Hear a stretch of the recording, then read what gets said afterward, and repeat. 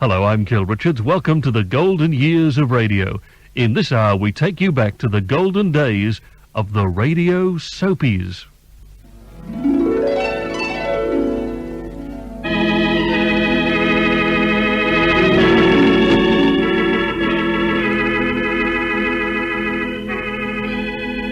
Portia Faces Life.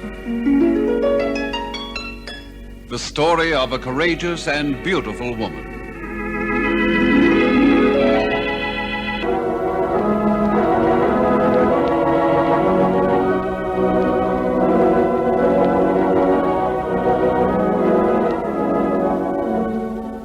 We bring you radio's great story of adult love, the story of Dr. Paul.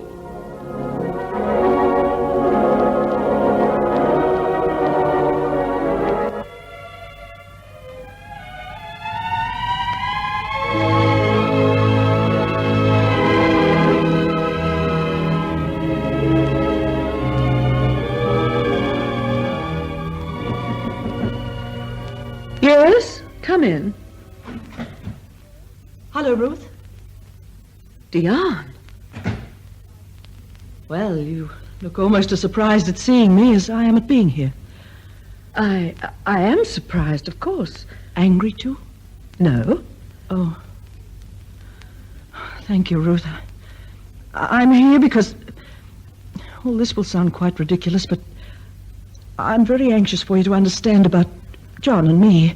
More than that, I'm anxious not to be bad friends with you. In short, I suppose I expect you to be just as tolerant and understanding as you've always been, with friends and enemies. Oh, I see. You expect me to behave like a big sister to you, too.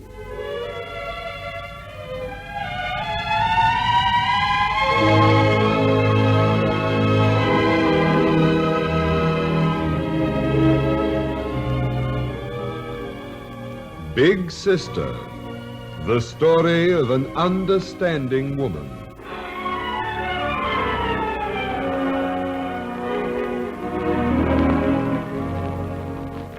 The story of the girl who married her boss and of the girl who took over.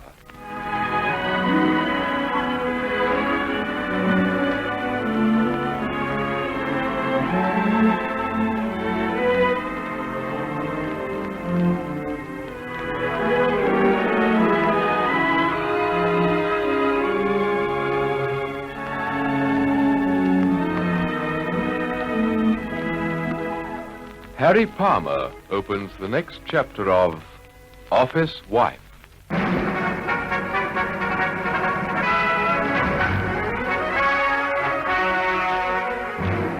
Pagan Circus, the show of shows.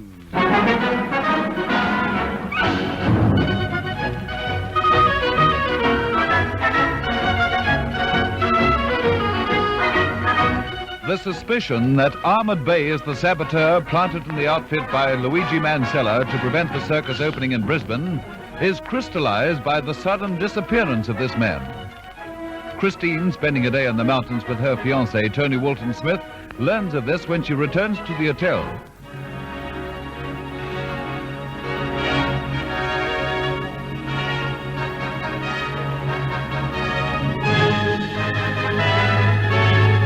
John Turner's Family.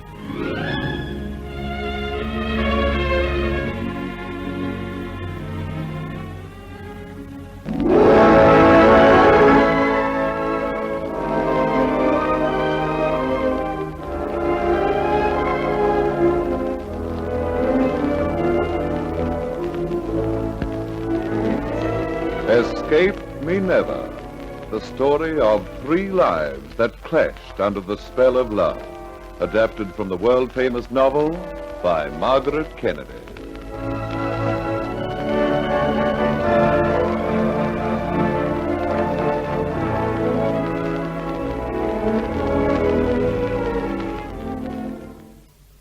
What? You've never heard of them? The world-famous novel by Margaret Kennedy?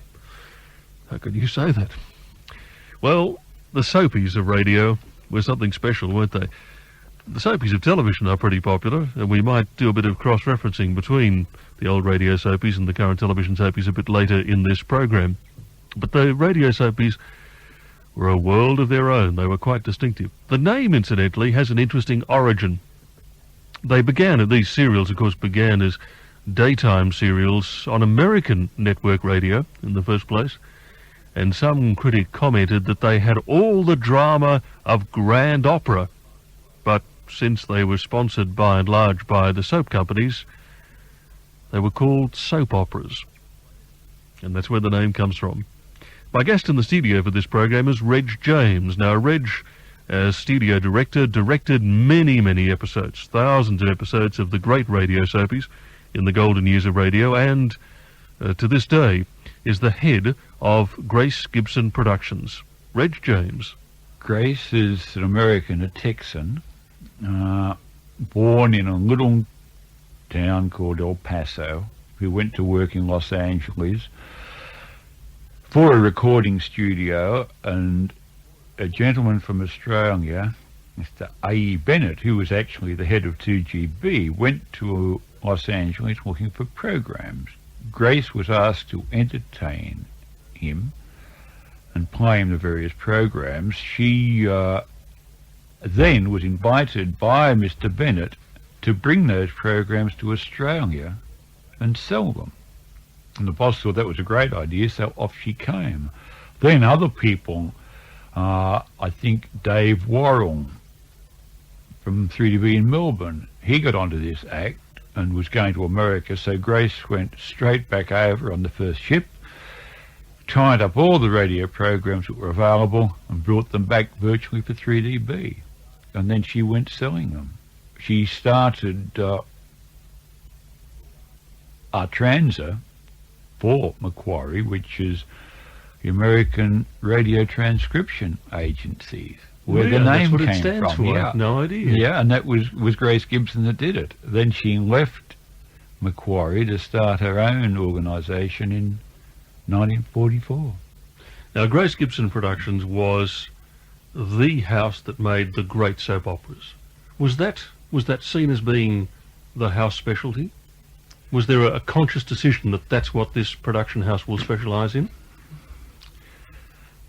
Not originally, but eventually, yes, because that was your bread and butter programs. Every time you make a new program, you have to sell it.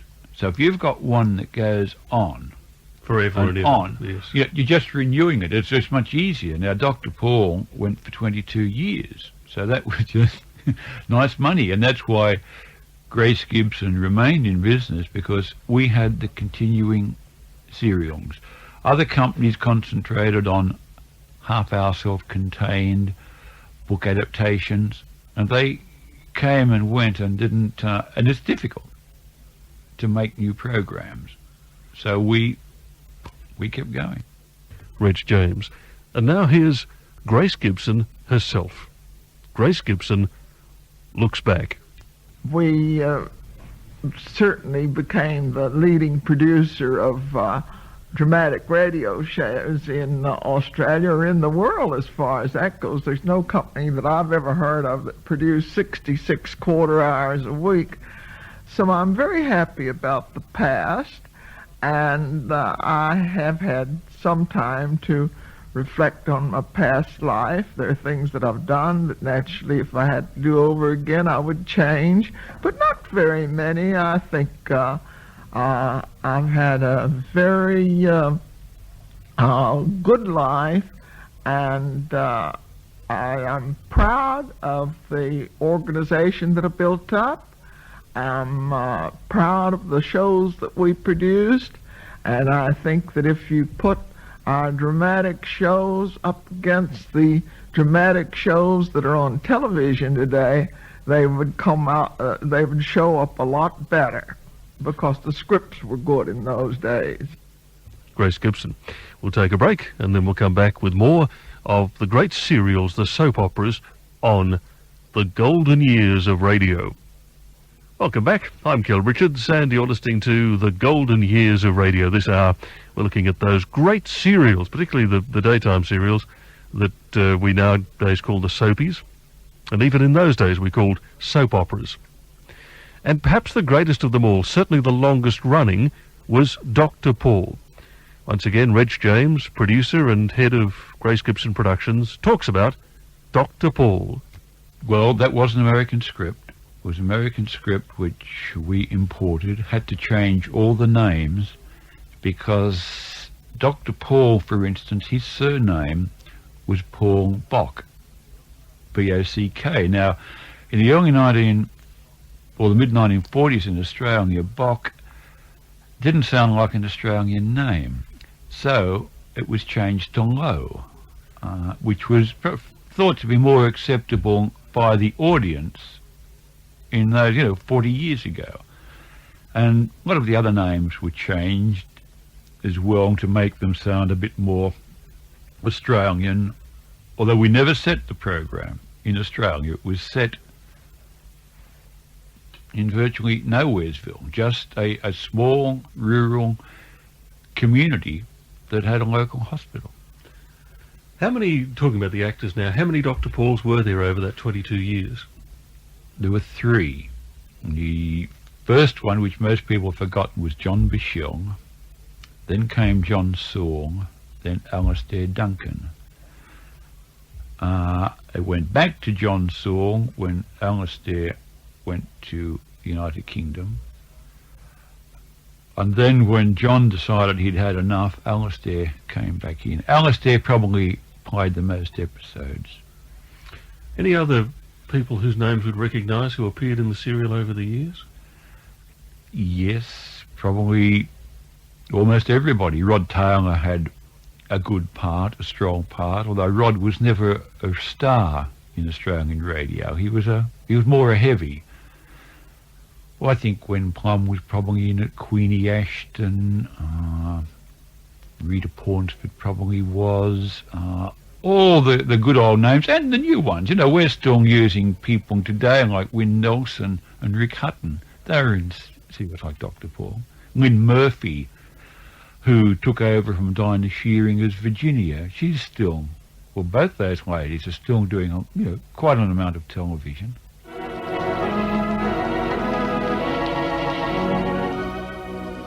Dr. Paul Lowe, the head of the Miles Memorial Hospital in Stanton, is a man known throughout the town affectionately as Dr. Paul, a man whose bitterest enemy is his ex-wife, the beautiful and wealthy Elizabeth, whose greed and ambition drove him from her and who seeks to wreck his happy marriage to Virginia. People in Stanton who recognize Dr. Paul Lowe's car as it sped through the streets this evening turned and stared after it in mild surprise. What on earth was wrong with the doctor? It was not like him to drive so fast. An emergency, most likely. Someone urgently in need of aid. An accident, perhaps. But Dr. Paul was speeding home to his wife, Virginia, driven on by the remembrance of her voice on the phone, the desperate note that was there as she told him that young Chris was missing. Now, as he swings the car round in front of the farmhouse where he and Virginia had lived since their marriage, the front door opens and Virginia calls. Paul? Yes, darling. Oh, Paul, thank God. Thank God you're here, Paul. Virginia. It seems so long. Oh, Paul, I wanted you so much. Well, here I am, darling. I came just as quickly as I could. Paul, hold me close. Darling, you're trembling. Here, steady. Oh, now, come on. Where's this strong-minded, self-possessed woman I married, eh? Dissolved into a quivering mass of mother love, I guess. Oh, Paul, he's not home. Not home yet. What are we going to do? Well, darling, first we're going over here to the porch to sit down. Sit down, but Paul... And you're going to tell me exactly what happened and what you've done up to date. Now, come on, darling. It's no use just dashing madly off in all directions. No, of course not. We'll sit on the steps, will we? All right. There we are. That's the girl. Now, tell me... But first, you'd better hang on to my hand, darling. The way you're trembling, you need an anchor. Is that better? Much. Well, Paul, there isn't much to tell. I came home. Mm-hmm. Oh, it seems a century ago, but it was about 4:30, I'd say. Your mother was here, of course, and so was little Martha, but not Chris. And at first I didn't worry. Really, I was a little angry at Chris, but then as time went on, I began to get nervous. Naturally. And what have you done, Virginia? I took a torch and went down to the stables. Zaria's there, so Chris didn't go riding. Mm-hmm. And I looked round down there by the trees. I thought he might be lying somewhere hurt. Oh, Paul, he still might be. Steady, darling. Now, you didn't find him anywhere around here, so what did you do then? I went over to the Judsons. The Judsons? But Chris wouldn't be likely to go over there, would No, he? I wanted to talk to Leota. Your mother and I, we tried to question little Martha. She'd been out with Chris most of the day, and we thought she might be able to tell us something. Oh, she's only a baby. You really couldn't take much heed of anything she said. Yes, I know, dear. But she did tell us that Leota had been with them some of the time. You know how little Martha adores Leota. Oh, yes. Did you see Leota? Could she help you? Oh, darling, you know what she's like. You never know whether she's being honest or whether she's dreaming up one of those dramatic stories of hers. She did tell you something. She said Chris spoke of a spot he'd found over in the woods on the other side of the creek. Mm-hmm. He said it was a sort of secret place and he wouldn't tell her anything about it. Yes, well, that sounds a little unlike Chris, don't you think? I'd say that he's reached the stage where he'd consider himself a little too old for secret hiding places in the woods. Oh, Leota said he may have been trying to make her jealous, teasing her. Yes, that's possible, of course. Oh, Paul, I've thought and thought. Can you suggest where the spot might be? It started out as being based on these American scripts. Was it based on American scripts throughout, or did Australian writers come in and take over at any No, point? Australian writers took over in both series probably after about 1,000 episodes.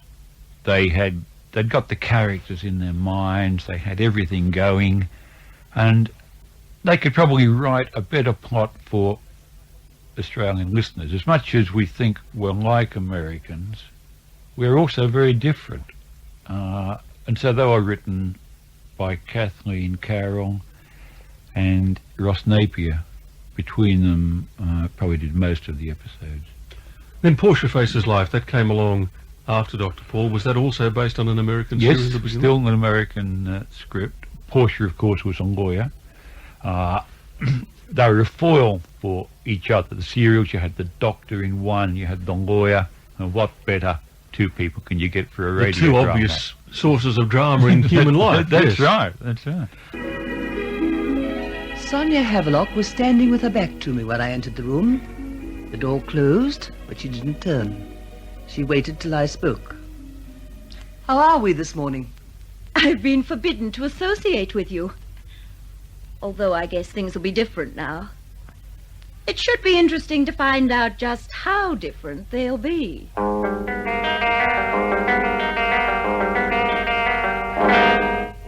I'd say I could always tell a Grace Gibson production by coming in halfway through. I always knew it was one of our shows, even though I mightn't have heard particularly, be just somewhere and you hear a few words of dialogue, but you could pick it. There was a house style. Yes. Reg James of Grace Gibson Productions. You're listening to the radio soap operas, the great radio serials on the Golden Years of Radio. We'll take a break and then we'll come back with more in just a moment. More of the Golden Years of Radio.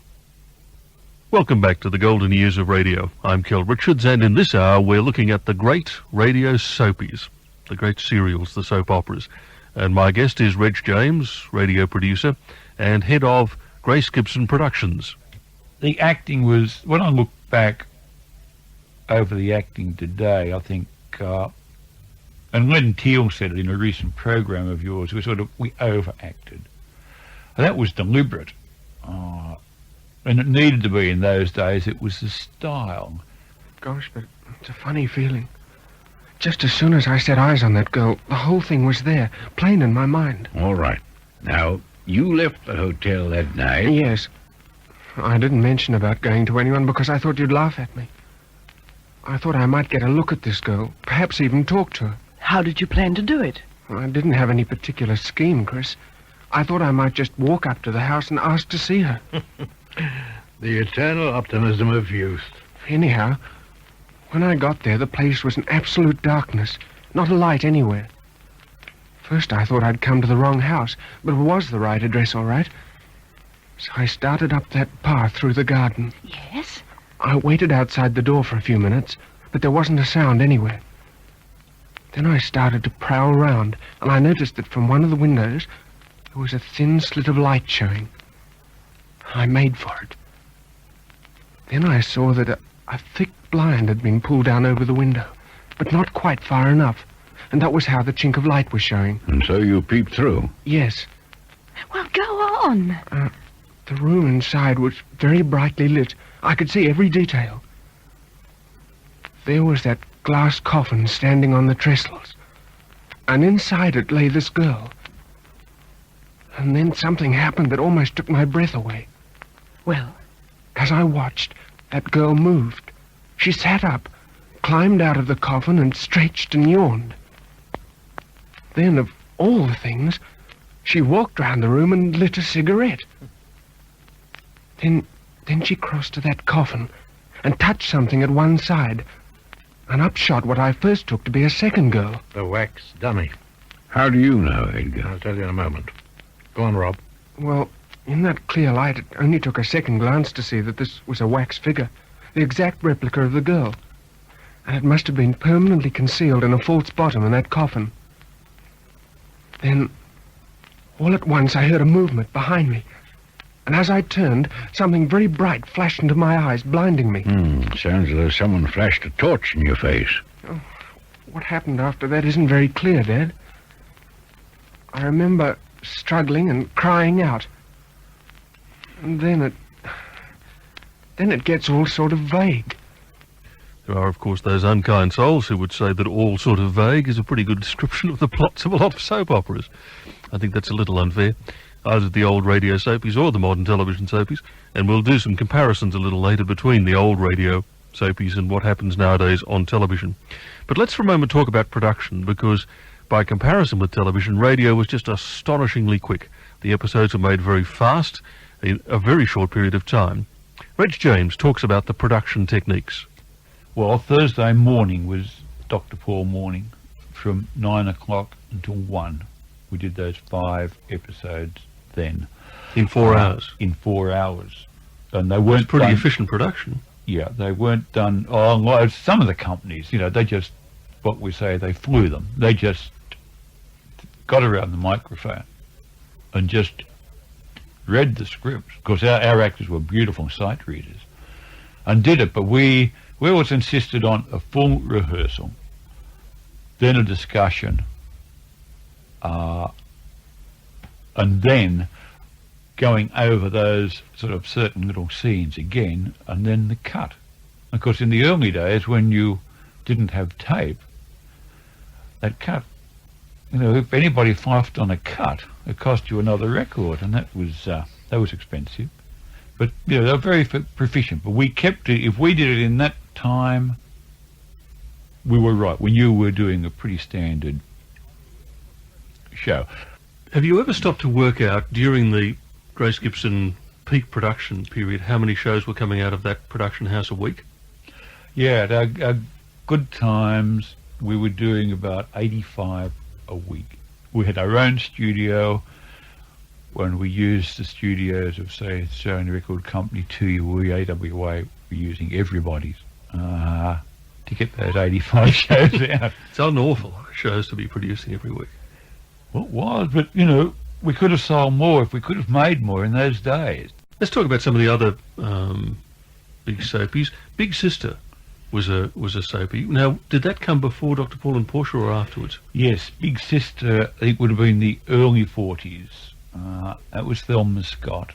I always think of Big Sister as sort of the first of the real soap operas. That, of course, was again American scripts. It wasn't written here.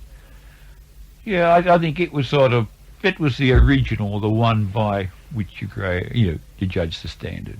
Ruth Wayne continues the story of Big Sister. This morning, when I went to see Dr. Foster about John, he made a very interesting comment.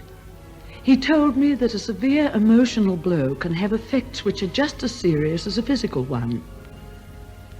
And looking back, I realized that I'd been in what was virtually a state of shock since I'd visited John's apartment and found Diane Carville there. That feeling persisted all through lunch with John, and it's still with me now in my hotel room, even when Diane has come to me begging me to understand her own position in this crisis. Well, Ruth, you going to listen to me? Yes, Diane. Would you like some tea? No, thanks. I had a late lunch. So did I, though I confess I didn't eat much. You had lunch with John? Yes. You don't mind, do you? No. Thank you. Oh, I have a message for you. From Dad? Yes. I left Glen Falls rather suddenly and spoke to him only for a moment or two. But he asked me to give you his love if I saw you. Oh, I see. Well, now you'll have news for him, won't you? I don't know. That depends. On what? Oh, a lot of things.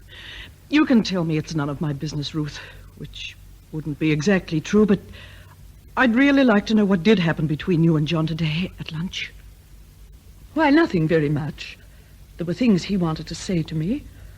I listened, and, well, we'll see. Look, Ruth, I may have done some strange things in the past, but I think I know what you must have thought and felt when you walked into that room last night and found me with John. You despise me, don't you? To tell you the truth, Diane, I haven't really given the matter much thought. It wouldn't take very much thought. If it had happened to me instead of you, I'd either have tried to laugh it off so that no one would know how much it hurt, or I'd have committed murder. Are those suggestions, Diane? Please don't joke about it, Ruth. Oh, I know I started it, but I'm serious now. You must despise me, and why shouldn't you? The thing is, I could try and play up what happened, pretend that John doesn't love you anymore, that he's mine now, but that would be foolish. You wouldn't believe it, and neither would I. Still, things never have really worked out between the two of you, have they? You never have been really happy together. All John has ever meant to you has been heartache, worry, and insecurity. But as far as I'm concerned, with all his faults and weaknesses, he's all that matters to me. Everything in the world. Ever since you came here, Diane, I've been waiting to find out exactly why you did come. Did you expect to persuade me to give John up on the basis of what happened last night so that you could have him? Is that why you came? Would you believe me if I said no? Why, yes, Diane.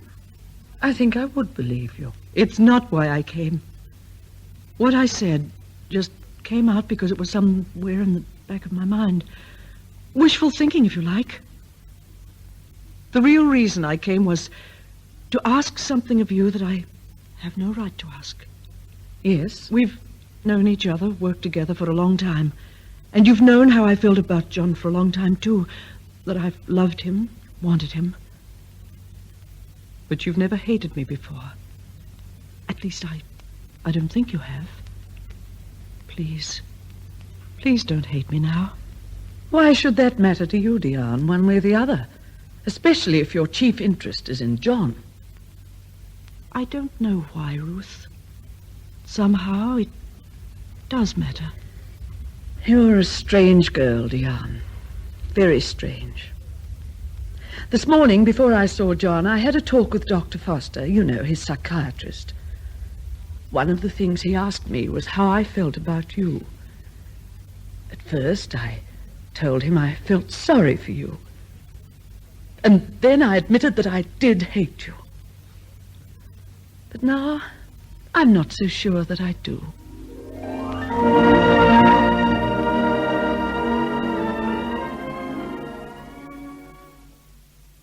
Actually, the odd thing is, listening to the serials nowadays, it only takes a few minutes and you become quite engrossed.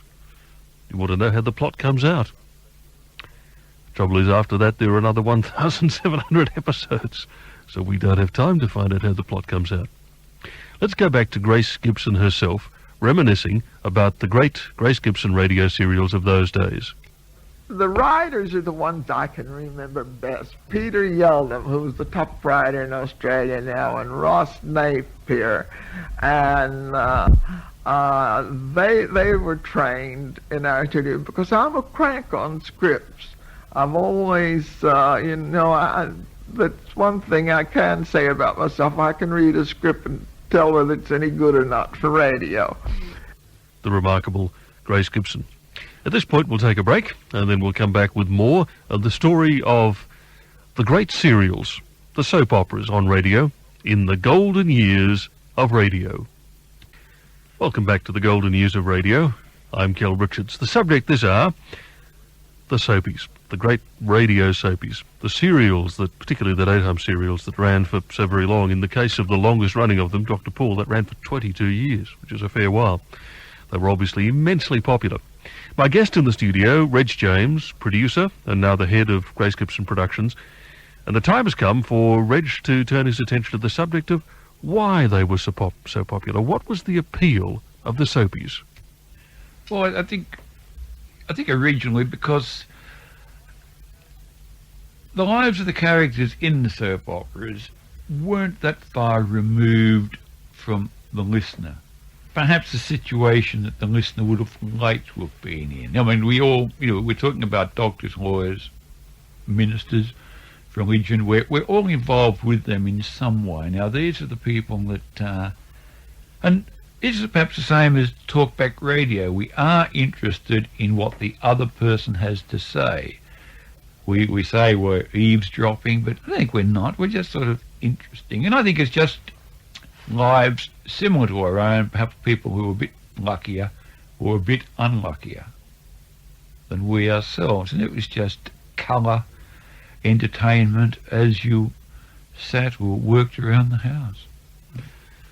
Soap operas, of course, are enormous business on television nowadays. Have you ever tried to do a sort of mental comparison, a bit of a calculation of how the television soapies compare to the great radio soapies? Oh, yeah, well, perhaps I'm prejudiced, but I don't think there's any choice between them. Every time I look at a television soapy, the characters seem to be posed. They're all American. They all have that plastic smile on the face of the female characters anyway. I think they move too slowly for these days. We would not do. We were asked recently if Dr. Paul could be made available, and we said no, purely because we think Dr. Paul was great, but it was great up until the early 70s. This is, 15 years later. I think the audience want more. I can remember trying to talk to television people about serials in general, and they just laughed. That would never come to television. But, with your sets in television are so limited, and I don't think that is being prejudiced. That is a fact of life. With radio, which is my mind and your mind and everybody else's, we have our own picture of exactly what is happening and what everybody looks like, and I don't think you can beat that. I think you have to enjoy a radio show, you have to think. With a television show, you're not thinking, you don't have to, it's done for you. I can't believe it. Oh, but you won't be sorry, Eleanor, I promise you. Well, do you have to look unhappy about it? It's just that the idea of marriage to someone you hardly know, it takes a bit of getting used to. Let's face it, we're the next thing to complete strangers. All married couples were strangers at some time. But not when they married. Some of them are still strangers after 20 years. It's not how long you've known each other. It's what you have in common. What do we have in common? I'll let you know in 20 years.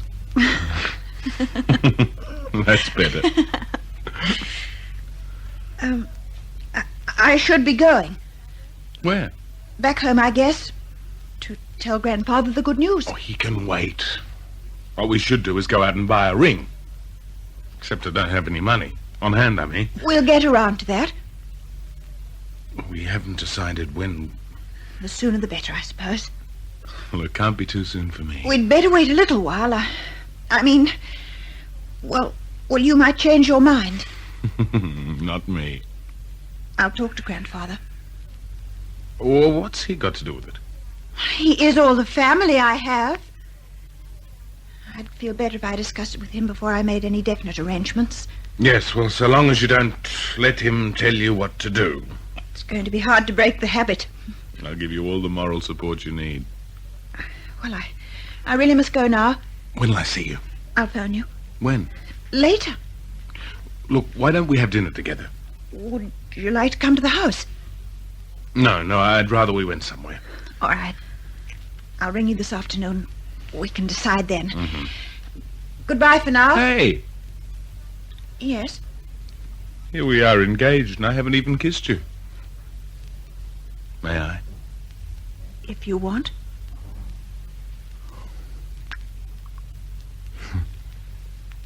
That wasn't exactly explosive. Not exactly. Well, goodbye. Bye.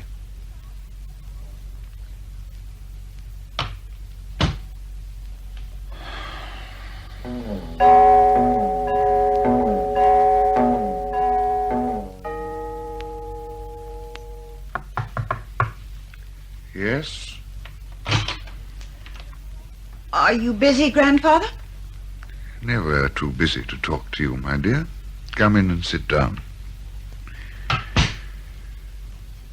Well, it's settled. Settled. Dickie and I are going to be married. Congratulations, my dear. Thank you. Yes, I thoroughly approve of your choice. Have you decided on a date? No, we haven't made any arrangements yet. It all seems rather cold-blooded. Cold-blooded? Well... Excuse me a moment. Yes? I see. Yes, at once. You have the most enlightening phone conversations, Grandfather. I don't believe I've ever heard you mutter more than a dozen words. I find it doesn't pay to be too eloquent on the telephone. One never knows who might be tuned in. What sort of wedding did you have in mind? Something quiet. That may be easier said than done. It isn't every day a member of the Ford Rice family gets married. I don't want any fuss. And I'm sure Dickie doesn't either. Well, we'll see what we can do. Was there anything else? I don't think so. I'm having dinner with him tonight. Why not have him here? It'll give me a chance to get acquainted with him. Well, I think tonight it should be just the two of us. That's quite right. I'll see you at lunch then. All right, my dear.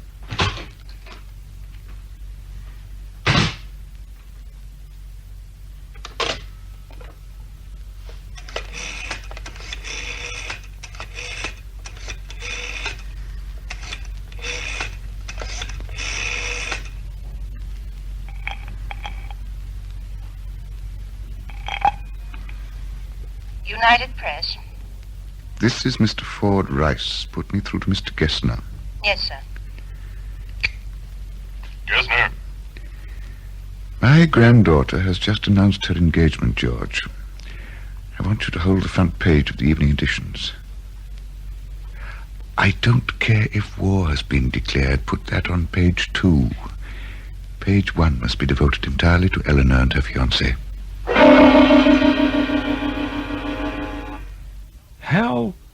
How real were they to the listeners? Did you ever have listeners responding to those programs as if they were not actors and not characters but real people? Oh, yes.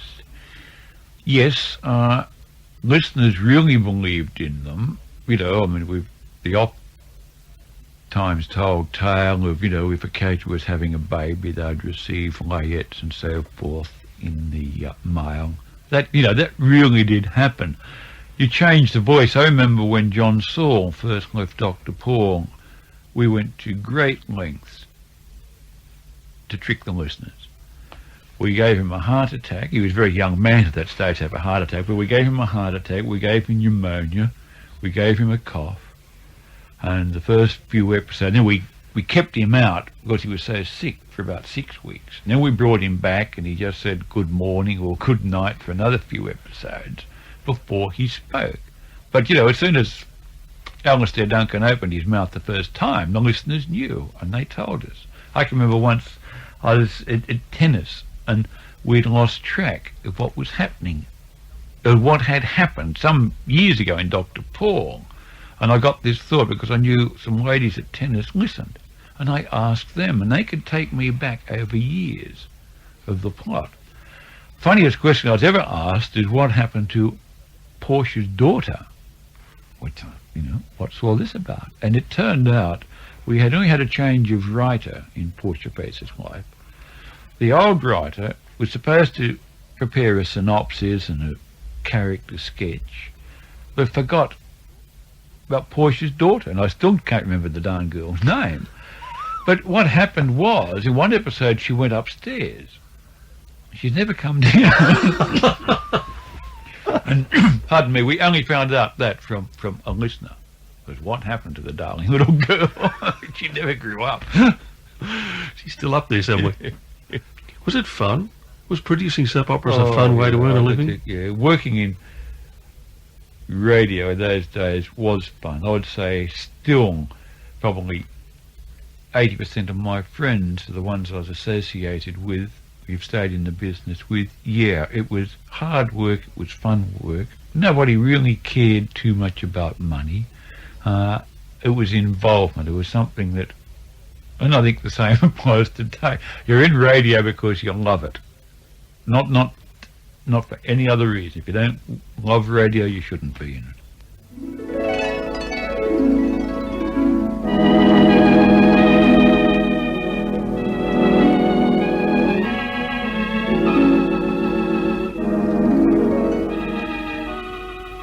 It was impossible to guess at the workings of Charles Ford Rice's mind. One could not anticipate such a man. One would be foolish to try. Be listening for the next chapter of Portia Faces Life, a Grace Gibson production.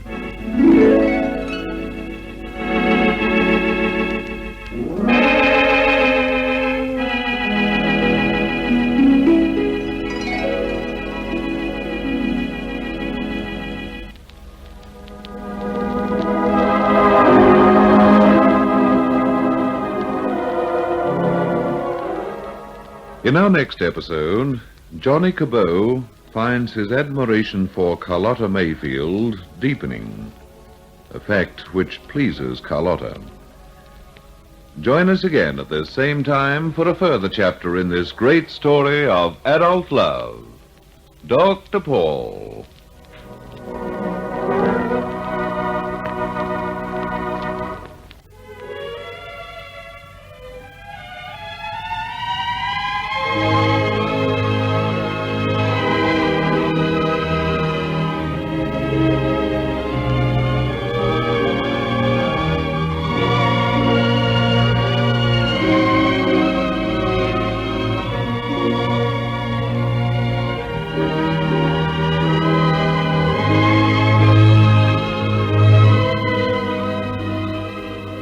His eyes cold, his face hard as granite, Peter Steele turns and goes out, shutting the door carefully behind him.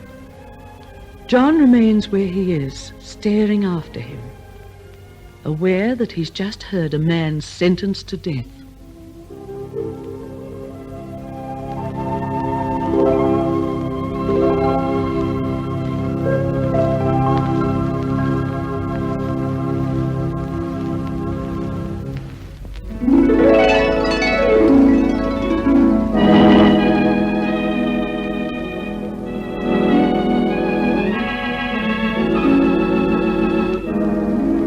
Lucretia smiled as she spoke, as if in anticipation.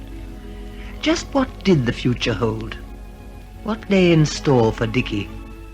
Be listening for the next chapter of Portia Faces Life, a Grace Gibson production.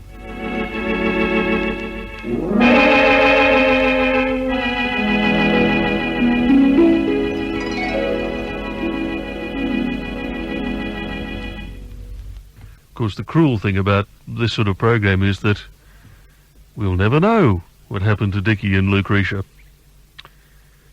Their futures are bound up in recorded episodes, thousands of them, and their futures, as it were, lie in the past, when the programs were made.